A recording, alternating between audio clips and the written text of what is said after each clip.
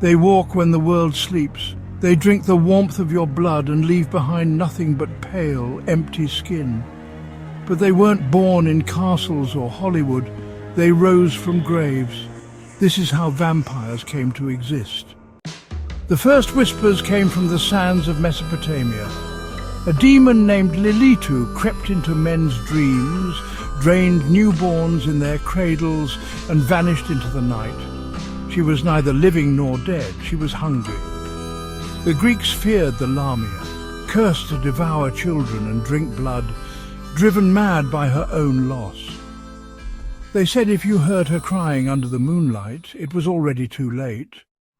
But the true birth of the vampire came in blood-soaked soil. Eastern Europe. A mother buries her child. Days later, her husband dies. Then the neighbours. The village whispers, "He's come back." They dig up the coffin. The corpse looks alive. Rosy cheeks, blood at the mouth. They hammer a stake through the heart. The body shrieks. This was no superstition. This was ritual. In the time of plague, no one understood infection, but they understood death, and the horror when it didn't stay dead. The 18th century brought vampire panic. Entire towns fell into madness. Governments documented attacks. Priests exhumed corpses. Men who had been dead for weeks were blamed for murder. Someone had to feed. Then came the gentleman vampire. Polydores the vampire seduced the drawing rooms of England.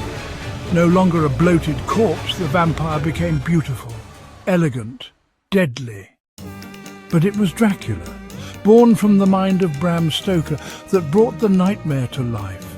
A predator hidden behind charm. A nobleman who drank your soul through your veins. He wasn't new, he was ancient. The vampire changes, but it never dies. Because the fear that created it, disease, death, desire, the undeniable thirst, still lives in us. So sleep well tonight, if you can, but if you hear something scratching at your window, don't open it. They were never just stories. Subscribe if you dare.